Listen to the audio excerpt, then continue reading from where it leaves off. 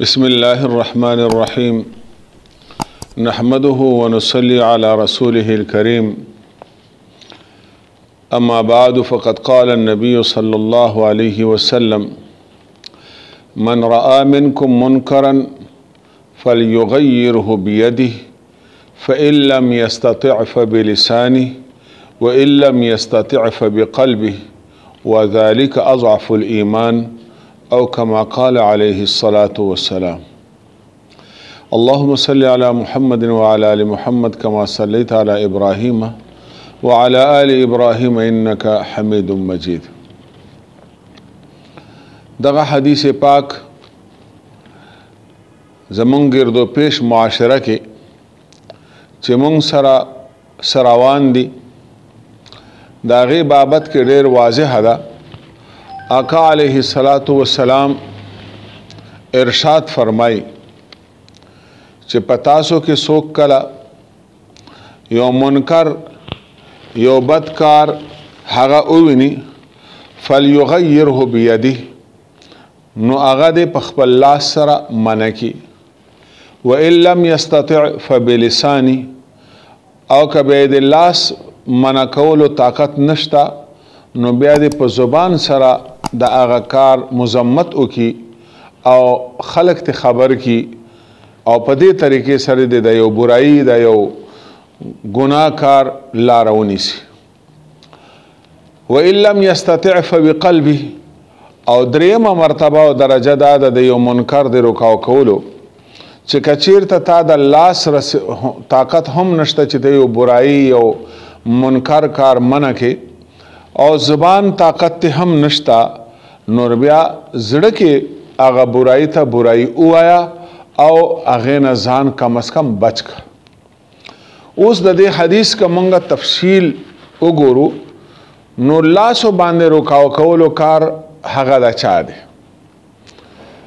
लासो बांधे रुकाव कौलो कार हगा हुकूमत के दलेशी और हगा द आलाके यौदा से मशर चे आगा सारा इख्तियारात भी और खलक हगा रुकाव कौलेशी या यो कोरनई दा पे यो कोरनई के सरबरा दा दे कोर मशर दा हगा द खपल कोर द आगे मशरे पर बुनियाद बांधे खपल कोर नौजवानानु जिनको अलकानु पागे बांधे द यो मुनकर कारना पाबंदी लगौलेशी नूर मंग चकोर जमंग द मुआशरे द सोसाइटी यो बुनियादी इकाई दा द दे जाए ना कम अज़ कम मंगा शुरू को चमंग अवल खपल कोर या का हुकूमत ते बेआगा दे हुकूमत पर सतह बांधे द सूबे मशर द मरकजी गवर्नमेंट मशर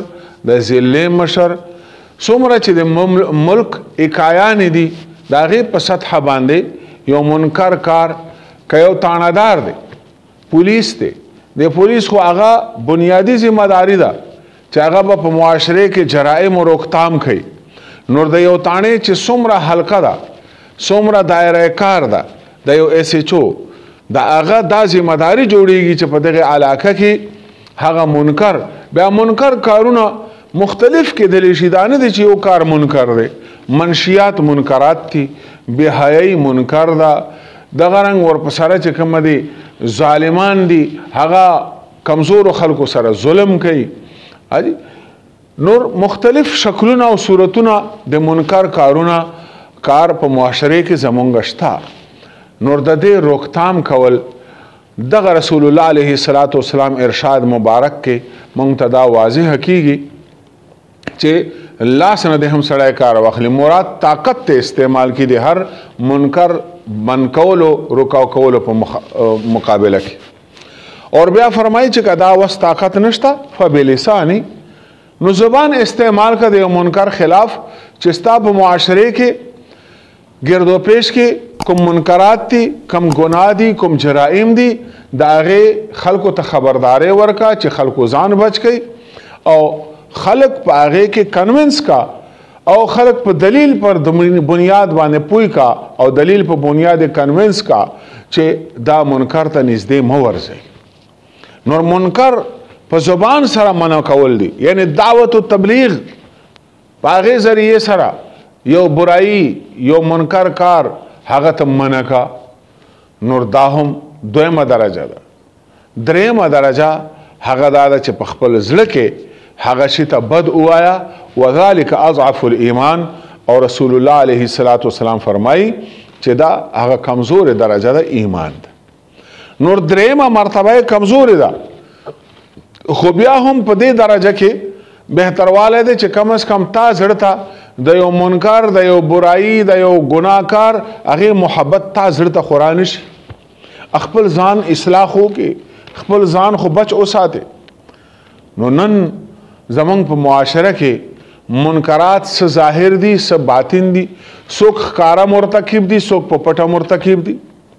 نن سوشل میډیا ده، موبایل دی، انټرنیټ ته د دې په توسط باندې نوجوانان هغه فحش ویب سایډونه هغه فحش پروګرامونه هغه ګوري، یا هغې کې داسې پروګرامونه شته چې هغه د جرائمو کولو تربیت په هغې کې ورکول شي.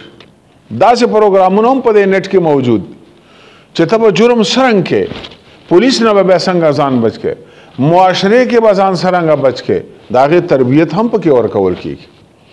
نور زمونږ نوجوان نن په دغو فتنو کې گرفتار شوی دی. رانه مونږ والدین دا خیال کوي چې زما بچی کمره ځان پسې لاک کړې ده او هغه سټډي باندې لګیا دی، لیکن هغه ځان ته فحش نیټ کولاو کړی او په هغې کې اخته او بې حیایانې ګوري او په دې کې چې کومه ده ګنټو ګنټو وخت تیروي.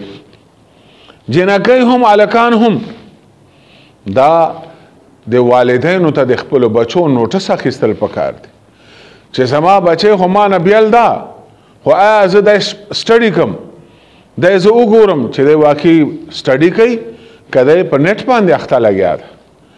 تا ته خو لوک دا درکوي چې زه سټډي کوم، لیکن دی لګیا په دې بلا باندې یا په رابطو باندې اخته. رابطې دي، میسیجونه دي، واتساپ دی، میسنجر دی، په دغو کې اخته. نو نن فتنې، پخوا فتنې داسې وې چې په کورونو کې به نه وې، بهر به وې، په لاره کوڅه کې وې، بازار کې به وې، یا به مطلب د سینما په شکل کې تا نه په میلیونو کیلومیټرو لرې وې. نن جیب ته ورسېدې، کور کور ته ورسېدې، کمرې کمرې ته ورسېده، بیډ بیډ ته ورسېده برای. نو د دې برایانو ته مونږ ته چوکس کېدل پکار دي، ویښېدل پکار دي چې مونږ ویښ شو، د دغو برایانو مخنیوی وکړو. که دا مخنیوی مونږ ونه کړو، نن ډېر نوجوانان ذهینان قابل نوجوانان هغوی تعلیم ضایع شو، ځکه چې ریزلټ راځي د ده چې کومه د مارکس کم راشي، والدین پریشان شي، دی یقین ورکوي، یقینداني ورکوي دا بچی چې ما خو ډېره خواري کړې وه، تاسو ته کتل نه چې ما به سټډي کوله، د سټډي کړې نه ځکه مارکس کم راشي. د هغې په نتیجه کې تعلیم چې کومه دی زمونږ زبونحالي شکار شو. زمونږ یونیورسټیانې والدینو دا تمه چې زما بچی خو په یونیورسټي کې هلته په هاسټل کې پاتې کېږي، هلته ډېر لوی ماحول ښه ماحول دی، لیکن نن یونیورسټیانو کې یوه عالمیه جوړه شوه. زمونږ یونیورسټۍ د منشیاتو ګډ جوړ شو. زمونږ یونیورسټیانې هغه چې کومه دی نشه په هغې کې عامه شوه، آیس دي، هیروین دي، شراب دي، ترې دي.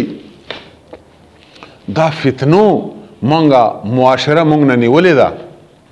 ها ټیک ته په معاشرې کې څه افراد هغه صحیح شته، ناامیدي نه ده پکار. لا تقنطوا من رحمت الله، د الله رحمت نه مایوسه کیږو به هم نه، خو لیکن ذمہ داری احساس پکار دی. والدینو ته هم، د معاشرې مشرانو ته هم، حکمرانانو ته هم، او مونږ که ویښ شولو نو د دې فتنو نه به زمونږ راتلونکی نسل بچ شي. ورنه داسې وخت به راشي لکه د چاینا چې یو زمانه وه چې د هغې چې کومه دی ټول خلک اپیمیان شوي وو، بیکاره پراته وو، جهالت کې پراته وو، ایجوکیشن نه و، محنت او جفاکشي نه وه، نشو کې به پراته وو، ډوب به پراته وو، او بیا هغه نه بعد انقلاب راغلو، انقلاب کې بیا هغوی یو کار وکړو، هغه چې یو ځل هغه قوم د چین ویښ شو، نن هغه په دنیا باندې د هغې چې کومه دی راج راغی، معاشرتي لحاظ سره، معاشي لحاظ سره، او هغوی تجارتي او کاروباري او انډسټري لحاظ سره هم هغه دنیا کې نن یو راج قایم کړ چې یو ځل ویښ شول بیا ویښ شول. دغه رنګ نن مسلمان قوم ته هم ویښېدل پکار دي. مونږ مسلمان امت ته، مسلمان قوم ته غیر مسلم ډېر مسلمان په ټارګټ کې اخیستي دي. مسلمانانو ته فحاشي ډېر سستا نرخ سره ورکوي، نور سیزونه مهنګایي طرف ته روان دي، غوړي، چینی، ضروري اشیاء، زندگی ضرورتونه هغه اسمان ته اوچتیږي، لیکن بے حیايي د هغې چې کوم وسایل او اسبابو هغه ارزاني طرف ته را روان دي، بلکې په مفتو باندې تا ته نن درکوي. خو چې مسلمان نوجوان بې لارې کی، ګمراهي کی، تعلیم نه وباسي، اخلاقیاتو دایرې نه وباسي او د یو حیوان ونه جوړ کی، نن دا شی موږ ته را روان دی او ډېر په ماډرن شکل کې را روان دی. خلق دا غني چې دا ماډرنیزم دی. ماډرنیزم هیڅ شی نه. ماډرنیزم څه شی دی؟ دا ماډرنیزم دی چې جامې تنګ لنډې کا یا نیم ځان بربند کا، نیم ځان بربند کا، وای دا چې کومه د ماډرن زمانه شو، دا ماډرن دی. نه، انسان خو الله رب العالمین فطرت چې کوم انسان ته ورکړی دی، هغه فطرت تقاضا ده چې دا انسان څومره ځان په پرده کې وساتي. نرینه خپل حد د پردې ده، زنانه خپل حد د پردې ده. نن زمون کورونه دي، زمون په کورونو کې رحمت فرشته نه راځي. ولې؟ واضح حدیث پاک ته رسول الله صلی الله علیه وسلم فرمایي چې په کوم کور کې بربند سر زنانه وي، کاغه د مور وي، کاغه د خور وي، کاغه خزي، چې هر څوک خو چې مطلق زنانه ده او دا بربند سر په کور کې تاویږي را تاویږي، یا سپې وي په کور کې، فقهاو ټیک ته اجازت کړی دی ضرورت تر حده پورې. ضرورت تر حده د سپي ساتلو اجازت شته، خو ضرورتونه خو نن نشته د سپي ته. چېرته به کم کم داسې وي او کور وي عام خلک سپي ساتي خوند دپاره، مزې دپاره.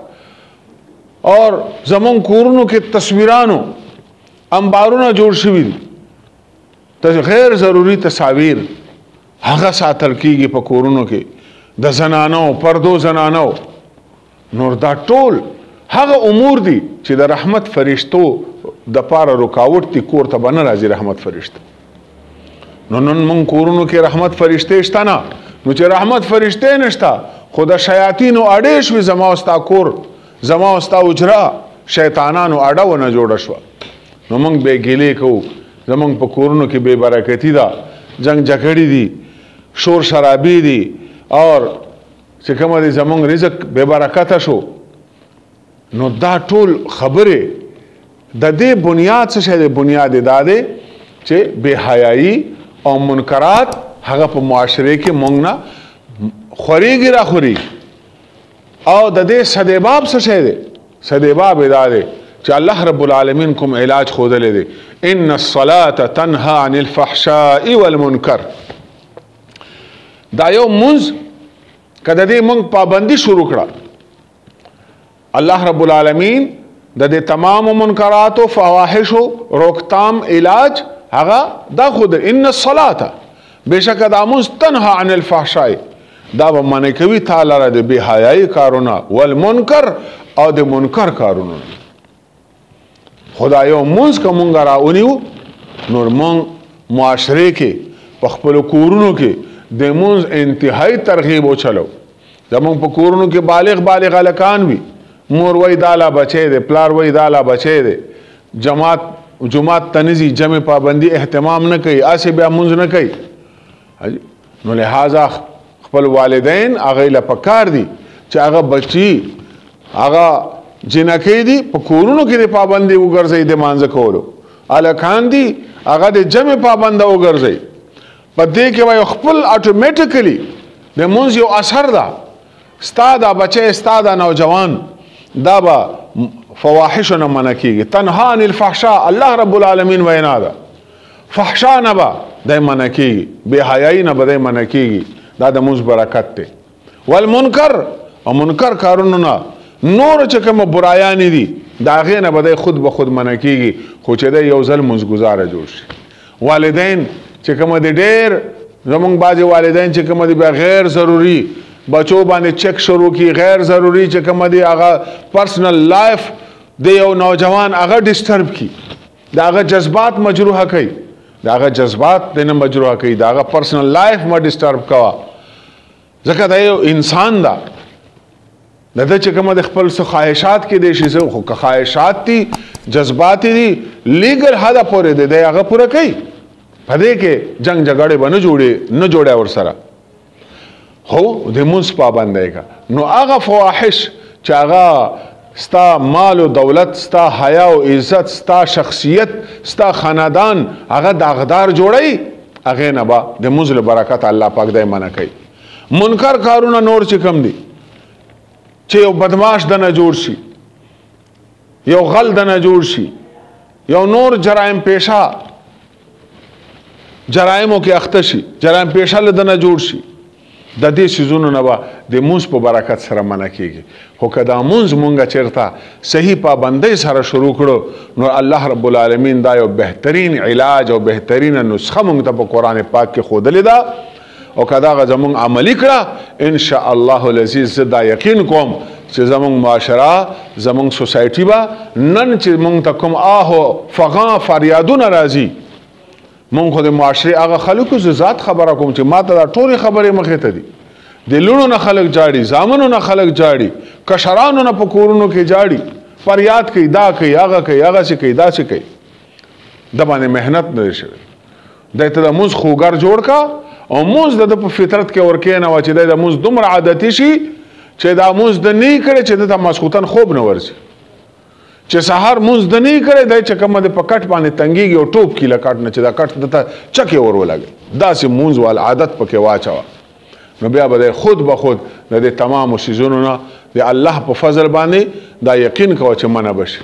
الله تبارک وتعالی دې مونږ ته د قرآن و سنت احکامات او ارشادات عملی کولو توفیق نصیب کی.